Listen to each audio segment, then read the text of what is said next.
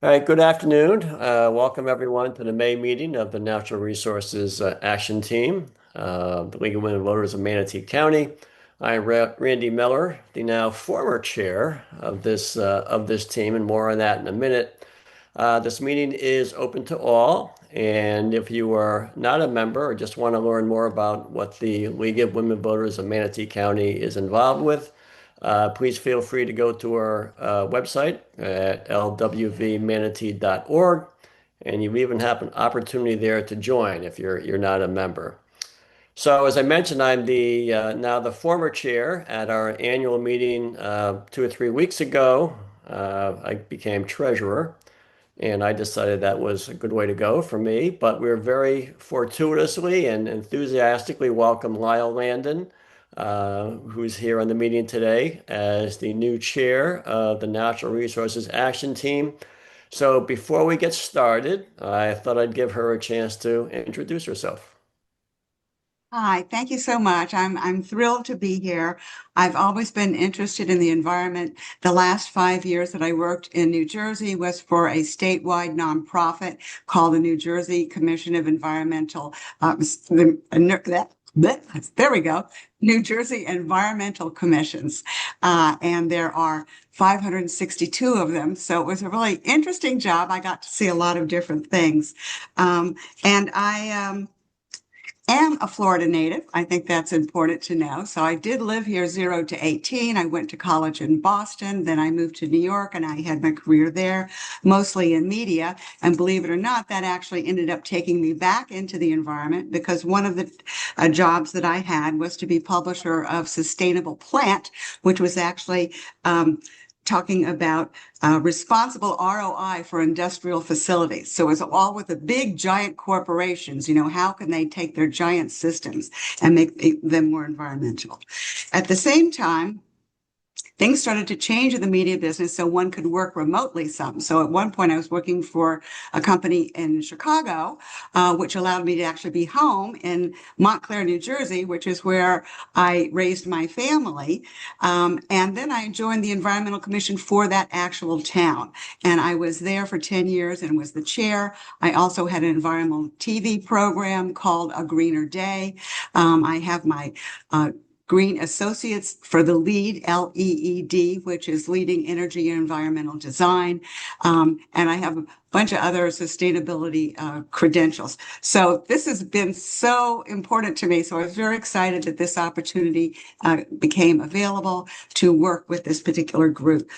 You haven't seen me much as a participant, and that's because it has conflicted with my other love, which is the theater. My husband and I moved down here for the theater, and an organization that we're with called the Sarasota Area Playwrights Society also meets on Thursday. So I was always in a terrible conflict. But we're going to work that out. So I'm delighted to be here. And thank you to Randy and to Alice and to Mary Lynn, people that I have worked with on the board for 4 years. Thank you. Good. Thanks, Lyle, and again, welcome. So before introducing our speaker and topic, I asked you that, as we always do, if you have any questions that come up as she's making her presentation, please put them in chat, and we will then address them at the conclusion of her presentation. So today's topic is the threat of invasive plants to Florida's ecosystem. Invasive plants in Florida pose a massive threat to the state's unique ecosystems by outcompeting native species, choking waterways, reducing biodiversity, increasing flood risks, and costing billions annually to manage. Our subtropical climate and status as a global trade hub position it as one of the most vulnerable states in the U.S. To biological invasions. Contributing to the overall threat of invasive plants in our landscaping, Emily Bell of the Florida Wildflower Foundation will offer an introduction to invasive plants, review some of the most commonly used plants in our landscapes, and discuss native alternatives. Emily joined the Florida Wildflower Foundation in 2022 as communications coordinator. Prior to that, she spent 4 years coordinating invasive species programs with the University of Florida IFAS, or IFAS, depending on how we say it, Extension Service, and also for the Florida Invasive Species Partnership. She began her conservation career as an intern for the Nature Conservancy before taking positions with the Florida Department of Environmental Protection and the Hawaii Invasive Species Council. She has over a decade of experience with environmental outreach, planning, and network building. So, Emily, I will turn it over to you, and you can help us learn more about invasive situation in Florida. Okay, great. Well, thank you so much for having me today. I'm going to go ahead and get my screen situated because that always changes my whole thing here. Let's see. Share. Does that look good for you guys? Yep, we're all set. Yes. Good. Okay, great. Yeah, so thanks again for having me. Really quick disclaimer, my son is here. He's 9, and his dad should be here any minute. But in the meantime, he occasionally likes to open the door and make some noise. So fingers crossed that doesn't happen. Um, so yes, I'm really happy to be here today. As you heard from my bio, I have a pretty extensive background in invasive species work, mostly in Florida, but I did do a couple years in Hawaii, which was a really incredible opportunity. So this presentation, as you can see, I left Stacy's name on it. Stacy is our executive director. She developed the presentation I'm going to give today, which is why I'm noting it here. I'm not Stacy, I'm Emily. But I have made some updates and modifications. So I'm just going to dive right in and let's get started. So very quickly, I'm with the Florida Wildflower Foundation. We work to protect, connect, and expand native wildflower habitats through education, research, planting, and conservation. We are primarily funded by the state wildflower license plate. And so that was our old plate that was on the original slide. It's been off the road now for many years, and this is our new plate design. So most of our funding comes from folks who choose this wildflower license plate. And with that, we provide grants for public wildflower gardens, school wildflower gardens. We do a lot of education and outreach. We have a ton of materials available. And I was mentioning earlier, we just kicked off a brand new statewide public-private partnership called the Florida Native Seed Partnership, where we're working to increase the availability of native wildflowers for restoration and commercial use. So we do a lot of really good work. In addition to the license plate, you can become a member of the foundation. And of course, we always take donations as well. So the first thing we're going to do content-wise in the presentation is just introduce some really basic terms, because it's very important that we're all speaking the same language when we talk about this stuff. So what is a native plant? A native plant is a plant growing wild within, and this is specific to Florida, so within the state's natural ecosystem prior to European contact. We use that benchmark of European contact because that was a time where we started then markedly having things moved more globally, right? They started bringing things in and moving things around. We know that Native Americans even moved some stuff around within the continent, but those lines are a lot blurrier. Nowadays, we can also use genetics, and we have a lot more tools available to kind of determine how long a plant has been in a habitat. But essentially, for a native plant, it's really important that you define the region you're talking about, because we could say a plant is native to the United States and it's not in Florida, right? Or we could say even within Florida, a Florida native plant, like earlier someone asked about my background, my pink coreopsis. Those are a native Florida coreopsis nudata, but they're only found in the northern counties of the state. And so technically I wouldn't consider them native to, say, Central or South Florida. So it's really important when we're talking about something's status, native status, that we also define the regional area that we are considering. So what is an introduced plant? An introduced plant is any plant living outside of its natural range that was intentionally or accidentally brought into a region or ecosystem. We do this all the time, right? We're introducing plants for food, you see here, the azaleas. I would say azaleas are one of the best examples of an introduced ornamental plant that does exactly what it's supposed to do in our landscapes. It's beautiful. It's a real Southern icon. but it stays put. It has not escaped cultivation in any way. It doesn't get out into the wild and cause other issues. And so it's a great example of, and truly, Florida, as Randy mentioned, is such a hub of agriculture and horticulture. And so we're bringing stuff in and moving stuff out constantly. Things are coming through that we don't even use, like just Florida's just a major import export. But of the thousands of plants that have been introduced to the state, only about 15% of those become problematic. So it's actually a pretty small percentage. Unfortunately, the problems they cause are massive. And so even though it's a small percentage of species introduced that become problematic, it's such a problem.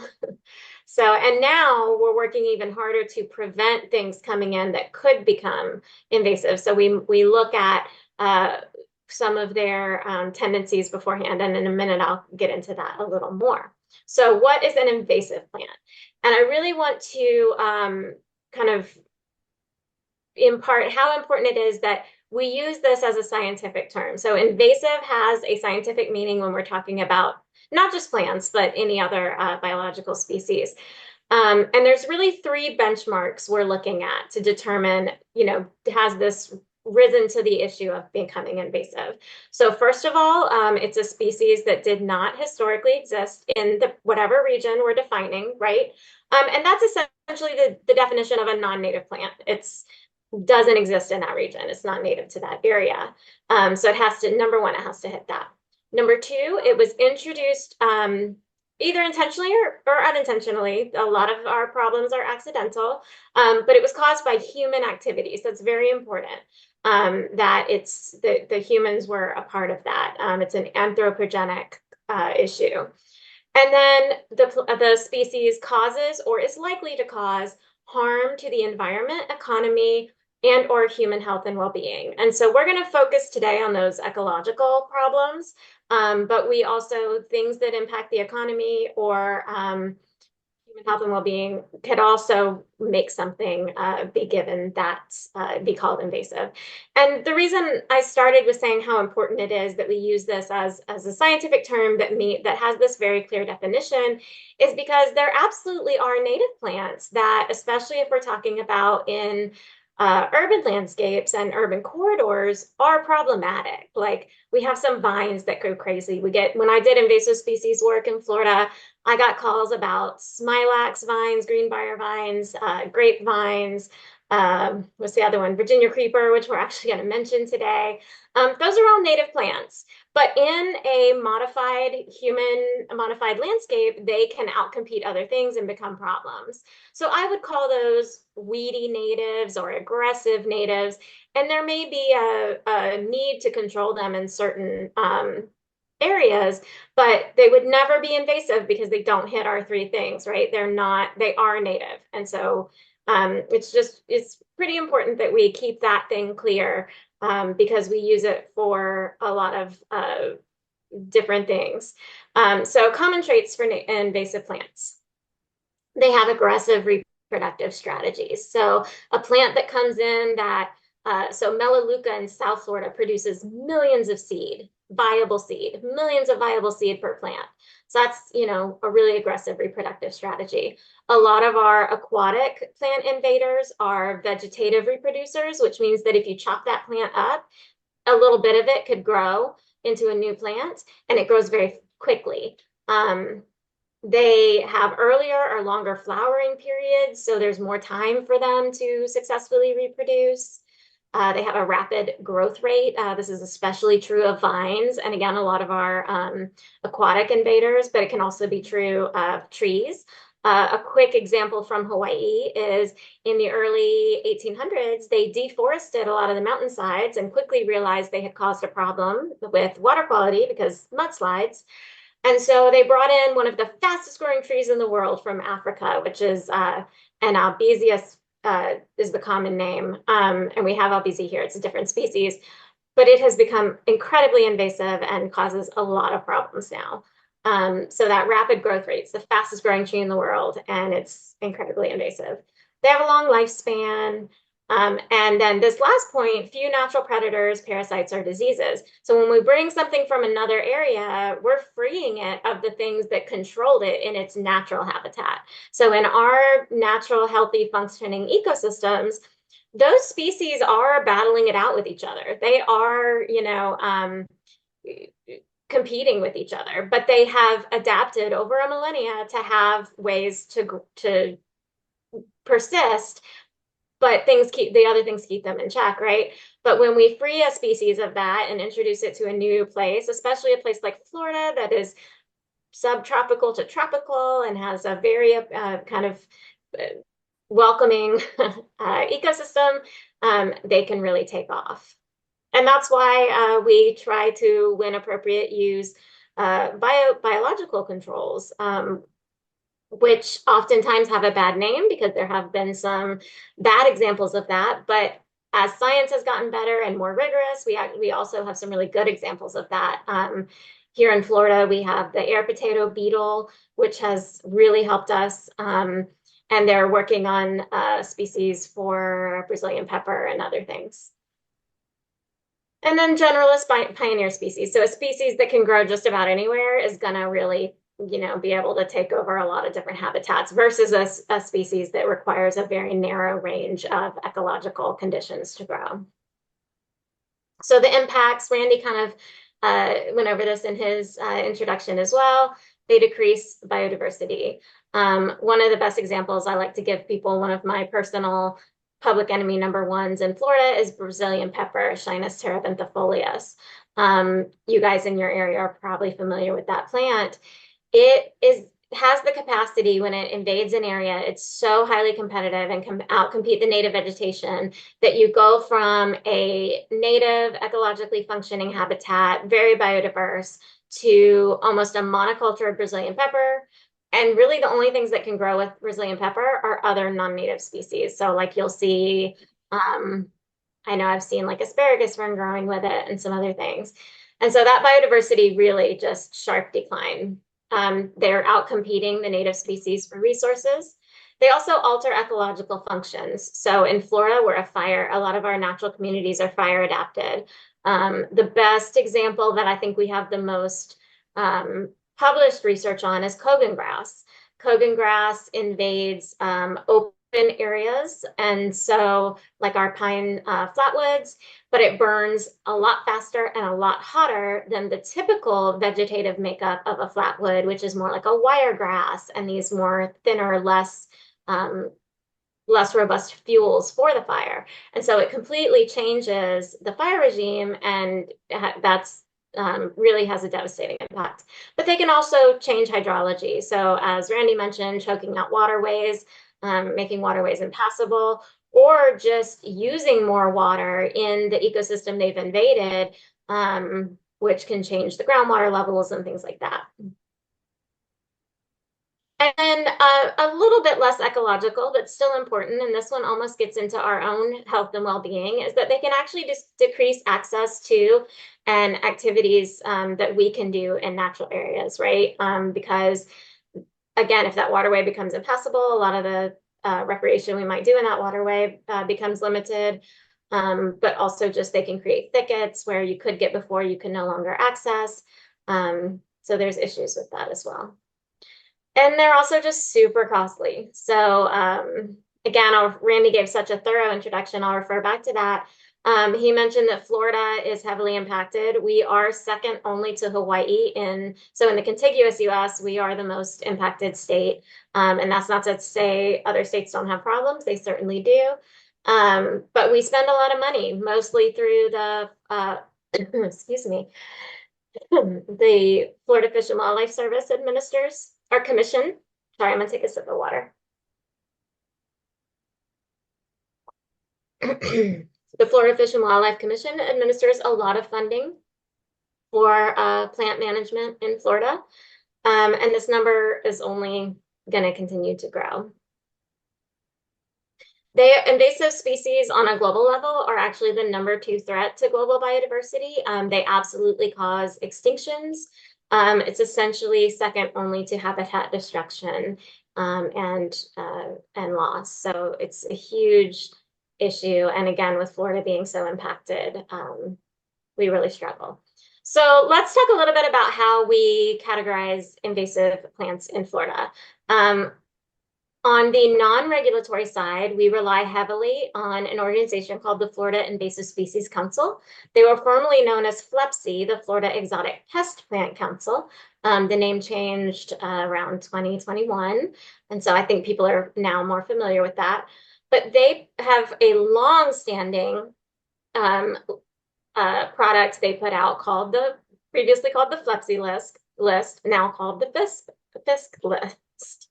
And so they have two categories, category 1 and category 2. So a plant that they make a category 1 is a species that we have seen to be invasive. It's causing changing plant communities or harming ecological functions. It's clearly become invasive and is causing harm. A category 2 is a little bit more of a to be watched. It's a species that we've seen increase in abundance and frequency, and then we kind of see, okay, this is becoming problematic or will become a problem.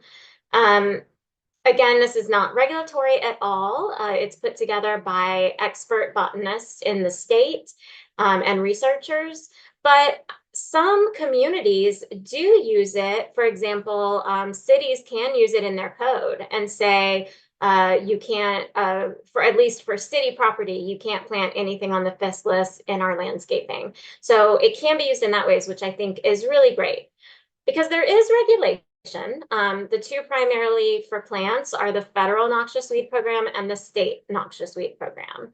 So the federal noxious weed program is administered by USDA APHIS, and the state noxious weed program is administered by FDACS. And essentially what they do is when a plant is on this list, it prohibits the sale or movement of the species.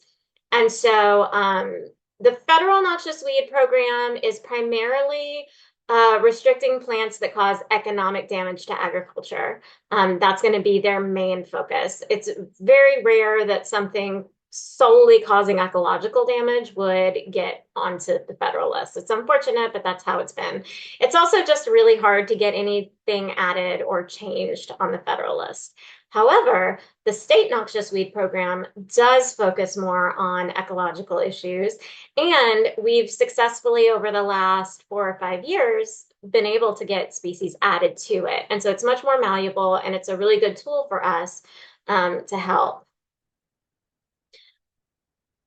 Okay, but we're going to focus today. So we're getting into the alternatives part. So we're going to focus today on non-regulated invasive plants that are also still widely available and used in landscaping. And so we're going to jump right into that, and we're going to start with this one. So I said Brazilian pepper is my public enemy #1. I'd say that's more like statewide ecologically. When it comes to landscaping, Lantana striocamera is my public enemy #1. For a large part because there's so much misunderstanding around this plant. It's so widely used. I live in a coastal ecosystem on the east coast of Florida where I see it invade all of our dune systems.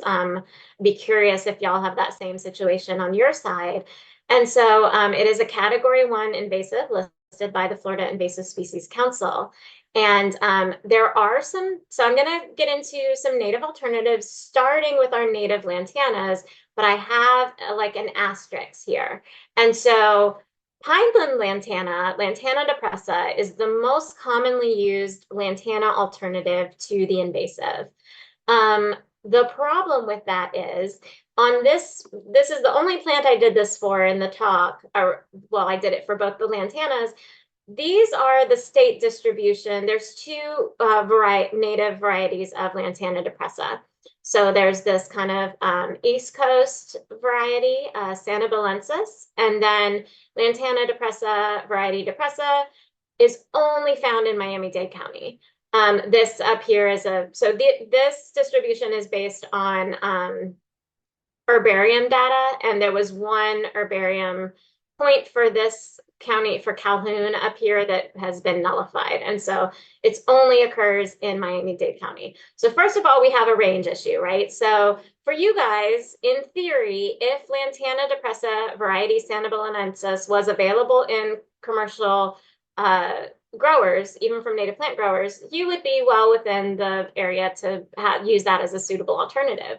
But I'm up in Nassau County. So for me, and this is widely sold as an alternative up here. But as I mentioned before, I personally don't consider Lantana depressa native to my local ecosystems. So I personally wouldn't use it up here. Now, Roger Hammer, who's a major wildflower expert in the state of Florida, has written an article called The Lantana Mess. All you have to do is Google the Lantana mess and it will come up. It is highly debatable that there is actually, I'm going to say, pure Lantana depressa in the native plant trade. One of the main problems with the invasive lantana is that it readily hybridizes with our native species. And so he argues that what is primarily on the market, even in our native nurseries, is a hybrid of Strigochimera and depressa. And so it's a complex issue, and we really have to be careful and intentional kind of where we use that and source that as well. The other native lantana, which is more widely available and is very kind of different. It has a different growth habit. It's more of a shrub species. The flowers are a lot smaller. They're very white. This is a very close up of that flower. But you can see its range. Again, not one I would grow up in Nassau County, but you guys, it would be a great alternative. This one I would consider like a good lantana, although its growth habit is a little bit different. The next one, beach verbena, Glandularia maritima. This is a great one. We do run into some issues here, again, with varieties and making sure you get good source material for this, but it has a very similar flower and growth habit. Tropical sage is very popular in the native plant trade and really grows very well, as well as porterweed. Another good one. And so this is a great place for me to give a brief plug for scientific names.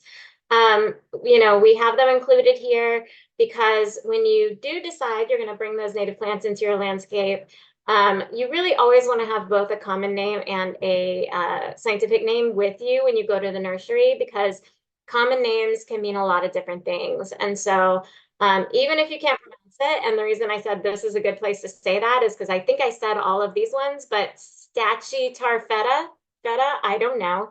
Like my Latin is horrible. So if I went to a nursery and I was like, I want porterweed, there's also non-native porterweeds, right? So it's really important that I want this particular porterweed. So I'll just take it and show it to them. Like, look, this is what I want. Give me this species, right?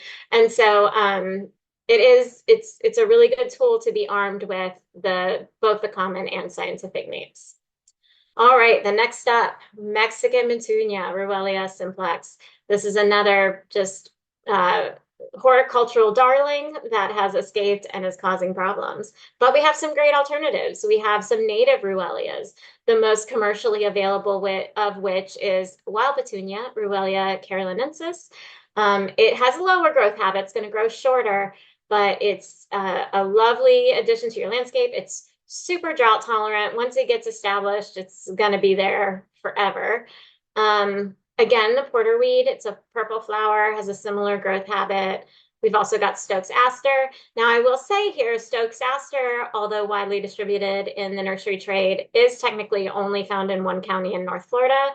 It's got a wider native distribution in the eastern U.S., but again, it's a better alternative, right, than a non-native invasive. And then something a lot of people consider a weed, but is actually a really beautiful and edible native plant, our spiderwort, Tradescantia ohanensis. This often will show up in your yard on its own, and why not leave it? Because it's beautiful, the pollinators love it, you can eat it if you want. It's really a beneficial native. This is the only species I'm going to talk about that actually is state listed. Coral Ardisia crenata, is a massive problem throughout forest hammocks, hardwood hammocks in North and into Central Florida. And although it's state listed, we actually ran into an issue last Christmas where, what was it? It was a chain of grocery stores, Fresh Market. was selling this as a holiday plant. It slipped in under a variety name or something. It got lost in the shuffle of regulation, and it was being sold as a pretty holiday plant. So we've got some great alternatives to this. We have a native Ardesia, marlberry, an incredibly great native plant for wildlife and pollinators. We also have our lovely wild coffee. Our Yopon holly can be a good alternative to that, as well as blueberries. We have a lot of native blueberry species. Two that I really like to grow are Vaccinium mercenites, which is our shiny blueberry, and that's becoming more readily available. And then probably the most widely commercially available one is, Darrow's blueberry, Vaccinium darrowi. So that's another great one to look for. Suriname cherry, Eugenia uniflora, Cat 1 invasive. This isn't a big problem in North Florida, so it is one I'm a little less familiar with, thankfully. But we also have some beautiful native alternatives. Number one, Simpson stopper. Lyle was saying earlier that she liked a fragrant flower. Simpson stopper is heavenly in bloom. It's got such a lovely smell and these abundant white flowers that are going to turn into red berries. We've got a Jamaican caper, again, just these really stunning flowers, and then Mersine, Mersine cubana. Heavenly bamboo, Nandina domestica. This is another just every cookie cutter neighborhood that goes up seems to get its fair share of Nandina plants. This one's problematic for a handful of reasons. Not only has it escaped cultivation, and you can find it in wild places, but it has these toxic berries. And there have been cases where, especially cedar waxwings, because they have a habit of gorging themselves, like some birds, well, when they forage, they just, they're dainty and they'll eat as many berries as they want. But cedar waxwings will come through and engorge themselves, and they have died from doing that on Nandina because it's has a toxicity to it.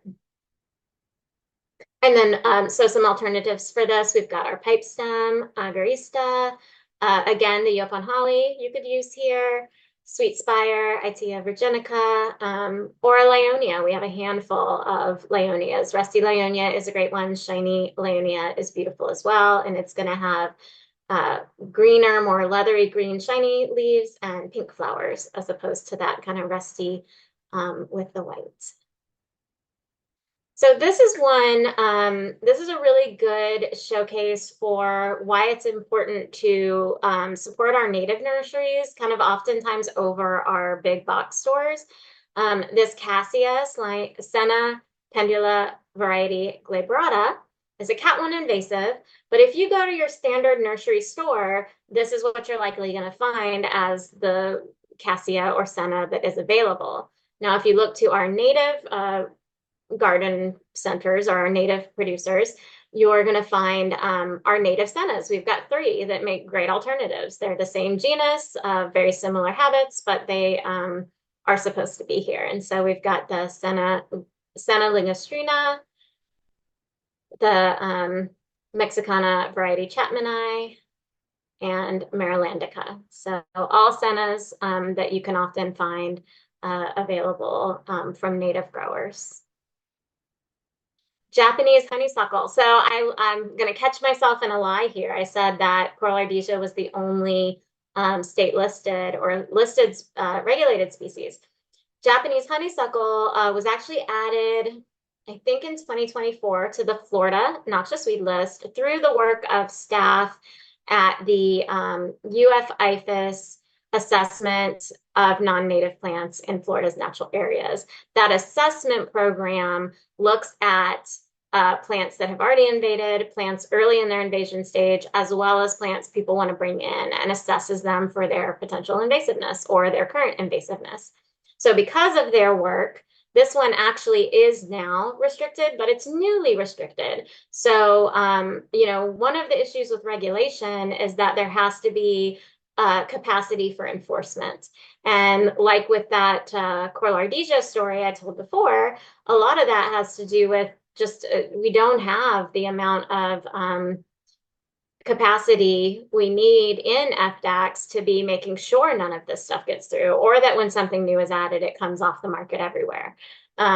So this is a newly regulated Category 1 invasive, but we have some brilliant alternatives, including its congener, same genus, Lonicera, but the native coral honeysuckle, crossvine, bignonia, trumpet creeper. Those two are very similar.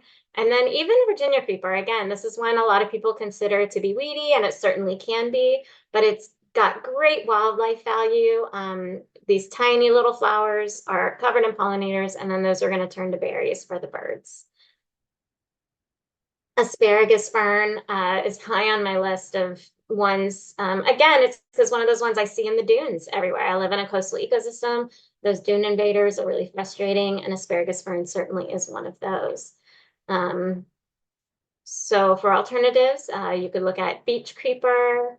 Dune sunflower is going to have a very similar growth habit. So asparagus fern is often used as like, you can just become a bush, right? So if you need something ground covery, dune sunflower is a great choice. We have a lot of hypericums in Florida, a lot of St. John's worts. This particular species is going to have a similar growth habit. You could also do a dwarf Walter's viburnum. So viburnum ovibatum on its own is more of a shrub to small tree, but there are cultivars in the native plant trade that are going to be more low growing and have a similar habit. And then Kunti. Kunti's great, it's the hero of the Atala butterfly, allowed us to bring that butterfly back from the brink of extinction. Snake plants. This is a cat too. So this is one that has escaped cultivation, and I've seen it in South Florida in natural areas, but maybe not just on the edge of, is it causing harm? So we should be cautious with it. Again, that dune sunflower, that's going to be a popular one. It's kind of bulletproof in a lot of cases, but we also have Christmas berry is lovely. You can do a bunch grass, like a muley grass. That's Simpson's stopper or wild coffee again, as well as Kunti. So we're looking for things that have a similar growth habit and can fill a similar role in the landscape. Creeping oxeye. So this is another cat too. I should double check the list. I'm shocked this isn't a cat one yet. They update it every 2 years. And so Wooddelia is this low growing, spreading kind of ground cover type plant. And it was definitely invasive in some properties I worked on in St. Johns County, in some of our natural areas there. And so here again, this dune sunflower is really going to be, that's almost a perfect replacement, right? It's native, very similar, low growing growth habit. But twin flowers as well can do a good job there. Frog fruit, one of my favorite native ground covers, or a sunshine mimosa works as well. Chinese wisteria. A lot of people aren't aware of how invasive this non-native Asian wisteria can become. But we do have a native wisteria, frutescens, yes. It's got kind of a smaller, more compact flower, but I think it's equally as beautiful. And then we have a lot of great flowering vines, again, with the trumpet creeper or our, my buttons, there we go. Or our early spring bloomer, Carolina Hesseman. Slight caution on this one with kids and pets. It does have some toxicity in the seeds. Fountain grass. We'll do a few grasses, I think, here. A cat2 invasive. Grasses are especially problematic between Kogan and Torpedo and some other ones that are invading natural areas. But we have some beautiful native grasses that are widely available. Of course, the star is always muley grass. But you can also do a blue stem and andropogon. There are a handful of different blue stems that are great. Our love grasses, so there's a purple love grass. There's also Elliottii, which has got a white flower instead of a pink flower, or a Fakahatchee grass. So we've got lots of great alternatives to that. Again, I mentioned earlier, we have a native porterweed, but there's a non-native one available in the nursery trade. And so the best replacement is to find the native species. We also have some other cool plants like starry rosinweed, which is really becoming readily available. And I have this in my yard, and it's a pretty bulletproof bloomer.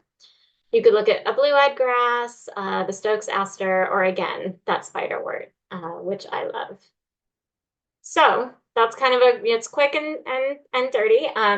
We do have a companion web post to this, and I have some links I can share with you. I actually created a Word document um, that I can put in the chat as well, probably pretty efficiently. Our companion article to this, where you can see a lot of these and more. And you can find profiles on all those species we talked about. So I'm going to put that in here.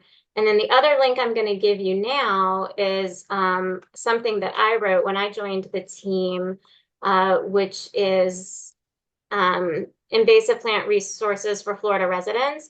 And that's going to have a lot of the information that I started with about FLEPC, or it's not FLEPC anymore, about the FISC program, as well as the regulations and stuff like that. And so that's a pretty comprehensive place there. So I think I've spent a lot of time prior to starting with the foundation and in my invasive species world work talking to people about this problem. And for me, the most encouraging and positive part of it is that anyone with a landscape that they're planting in can actually make a huge difference. That's not the case for a lot of the ecological issues we face. It's easy to feel really powerless, but planting native plants is just you can have a major impact in a small piece of property. If you've got some of those invasives in your landscape and you remove them, you're removing the potential source for those plants to escape into the natural areas near you. So you really can have a pretty big impact. So we avoid planting those. I really recommend getting to know that Florida Invasive Species Council list, again, because those are the species, they're not regulated, so you may find them in your nurseries. And so get to know that, take a look at it and make sure you avoid anything listed by them. And then, of course, replacing them, we are always going to hope that you'll select a native, but honestly, excuse me, a non-invasive ornamental is better than the alternative, but those natives are really going to support your local ecology much better. Excuse me. And so again, these links are going to be on that second link I shared with you in that post. But look at the Florida Invasive Species Council. I always also like to share the UF IFAS Center for Aquatic and Invasive Species. That website is where you're going to find really good profiles on these non-native species. So if you go to our alternatives page, the links there are going to take you to their plant profiles on invasives. They also have a lot of good management guidelines. They're the folks that are doing a lot of the research on how we manage these non-natives, both for natural resource managers who are dealing with it oftentimes on a large scale, but also for homeowners. So really great resources there. And then, of course, for native plants, we want you to be able to get educated and find information on those. So our website has a lot of guides for plant selection. So we have, if you're looking for dry spaces, shady spaces, wet spaces, if you're looking to get birds more than other things or bees, we have a lot of that on our website with plant guides, with lists. And then we have over 400 native plant profiles, and that library continues to grow. Of course, the Florida Native Plant Society is also a great resource, and especially when we're talking to folks in the southern, central to southern down. We always like to mention the Institute for Regional Conservation. They have a web tool called it's FYN. I never remember what that acronym is. I have it right here though. Where'd you go? Natives for Your Neighborhood. So that's what NFYN, Natives for Your Neighborhood. That is a search tool. So you can plug in what you're looking for. You can select your county and then say, I'm looking for something that'll work in full sun under these conditions, and it'll pull some options up for you. So that's a really cool tool. We've worked with them on that and helped fund that tool as well. So we also have a book that you can purchase if you like. A lot of people still want something physical they can hold on to. So our executive director and one of our longtime botanical guides, Nancy Bissett, wrote Native Plants for Florida Gardens, and that's available on our website. And then again, to find native plants, the Florida Association of Native Nurseries is absolutely the best resource to go to. Unfortunately, their website is currently down and likely will be for quite some time. I can share their temporary link that gives their list of nurseries. The website, the way they had it set up, you could search your area for native plant providers or even a specific species. Unfortunately, they're having some really extensive website issues right now. So hopefully that will be back soon. It's a really incredible resource. If you're looking for seed, you can go to the Florida Wildflower Growers Cooperative, and they do seed. And then also, we mentioned the Florida Native Plant Society already, but they often have local plant sales that are a great resource. Because what I love about the Native Plant Society sales is oftentimes you have members growing things locally, so you really can get some local eco type stuff. So with that, I will wrap up. I'm happy to take any questions, and feel free to reach out to me. But again, thank you so much for having me. It's always fun to talk about this, and I could go on and on, so I have to stop somewhere. Thank you. It's always great to have somebody that obviously enjoys what they do speak. So I'm sure you could go on for quite a while. We had few comments, questions come in. So first one is our condo association has been heavily planted with green island ficus. It's overtaking our beds. Do you know if that's being considered for the invasive category? I have to look that one up. And I can certainly, I will, and I can get back to you. I'm going to write Okay. that down. And I will look into that one for you. It's not one of Okay, and then the same person asked, indicated their local street medians are being planted with fountain grass. Very frustrating. Yeah, so a lot of as I mentioned before, I think one of the best uses of the Florida Invasive Species Council list is to take it to your local county or city and, say this needs to be in your ordinance. You need to restrict the planting of species on these lists. It's hard and it can take a long time to move the needle, but I think if you can get a campaign going where you have a lot of people calling them and telling them something, that can often help. But it's a real uphill battle a lot of times with county and city public works. So I, This and I would sort of ties into another question comment. Are there any financial incentives for switching to native plant species? In the person indicates they're trying to think of ways to convince their condo board members to switch to natives. So in the link I shared, the resources for Florida homeowners, there are some programs. There's nothing like they'll just give you money. Some counties, and especially in South Florida, occasionally there will be if you cut down an invasive tree, we'll give you a native tree. In fact, my county actually does that. They don't promote it that much, but they do have, because a lot of counties actually have a big tree budget. It's really interesting. Or cities, you could contact them and be like, hey, if we get rid of these invasives, do you have trees we could plant? But FWC has some landowner programs. But there's no one single like, yes, go to this program. I wish there was, because when I was working for UFIFAS as a statewide coordinator, that was the biggest question was, I will say there are non-monetary incentive programs through like the Florida federation, the Florida Wildlife Federation or the National Wildlife Federation, where you can get like a certified yard, like a wildlife habitat yard. And so if you can get your community excited about something like that, sometimes that can be an incentive. But no, I wish there was more direct assistance or things like that. Um, Okay. And then somebody's asked about Brazilian peppers. What do you yeah, do to get rid of the face? How I do you cut them back?